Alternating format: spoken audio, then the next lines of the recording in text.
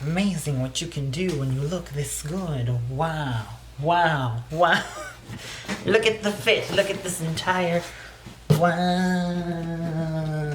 Wow. Hello everyone, my name is Robert Christian, but you can call me Robbie for short, and today I want to talk about how Pokemon GO may have been influential to Pokemon Legends Arceus' gameplay. You know Pokemon GO, that game that made everyone go outside and catch Pokemon in 2016. I get people all the time asking me, oh my god, is Pokemon GO still a thing? Yes, Karen. It's still around. If you've ever played Pokemon GO, which I know you've tried at least once, you know how battles work. It involves a lot of tapping, but the main idea is that Pokemon have a fast and a charge move. With more recent updates, they can sometimes have 2 or 3 charge moves, but that's beside the point. Fast moves in Pokemon GO are your regular attacks. They do less damage, but can be used in quick succession. Charge moves are attacks that deal heavier damage, but can only be used after, to be redundant, being charged by your Pokemon after using fast moves multiple times. But what if Game Freak translated this into what Legends Arceus calls strong and agile style moves? We're gonna quote the official Legends Arceus website since it's the only source we got. Using a move in the agile style raises the user's action speed, which may make the user's next turn come sooner, but lowers the move's power. On the other hand, if you use a move in the strong style, it raises the move's power, but your Pokemon's action speed will be lowered. This honestly isn't a new concept. We've seen it before in Pokemon Mystery Dungeon, where moves like agility will give you the ability to move multiple times within a single turn. But this is the first time that it's being done in a main series title.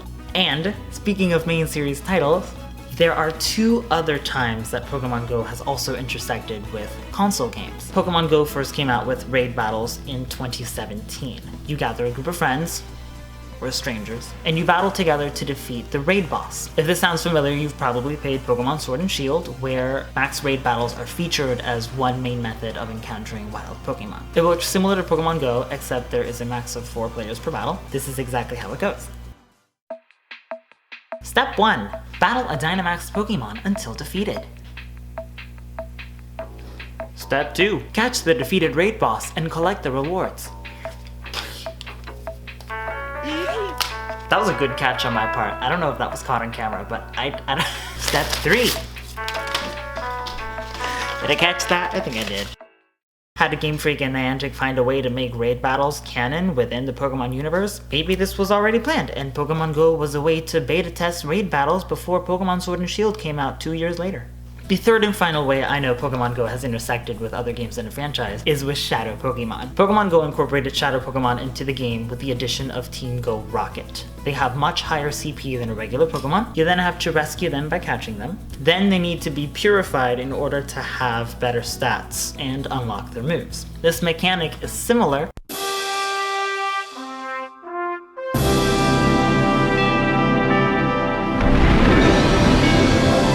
Pokémon Colosseum, a 2003 game on the Gamecube that many people apparently didn't know existed. It's a great game, but it's so freaking hard. You play as Wes, or whatever other name you want to give the character, but the canon name is Wes, a former member of Team Snag'em. With the help of the villainous Team Cypher, Team Snag'em is provided with snag machines to steal Pokemon from their trainers for the purpose of turning into Shadow Pokemon. That's a typo. I'm reading my notes, but I just realized it sounds like from their trainers with the purpose of turning into Shadow Pokemon. It's not the trainers turning into Shadow Pokemon, it's turning the regular Pokemon into Shadow Pokemon, and then ruling the world. Prophet, Wes, your character, steals one of these snag machines for himself to help another character named Rui, but you can also change her name, who will join you on your adventure after you rescue her from being kidnapped. Rui then asks you to join forces with her in finding, snagging, and rescuing Shadow Pokemon. This game really poses some ethical questions. You basically play as a chaotic good person. Shadow Pokemon are achieved by artificially shutting the doors to the Pokemon's hearts, a process invented by Ein, an admin from Team Cypher. And you cannot tell me that this character is not queer. I mean, look at this like side ponytail thing that he has going on. Extra.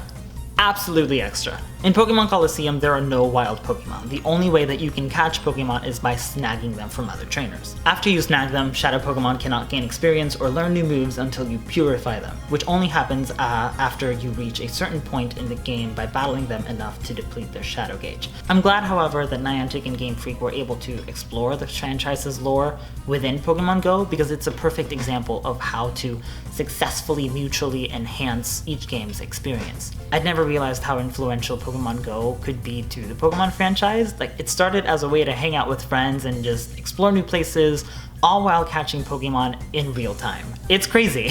Anyway, thank you so much for watching and listening to me ramble. Let me know what you want to see or talk about next. What do you think about Pokemon GO? Do you still play it? Did you know these things about Pokemon? You can help me out with a like, comment, subscribe, all that typical YouTube stuff. And check out more videos on screen. Bye!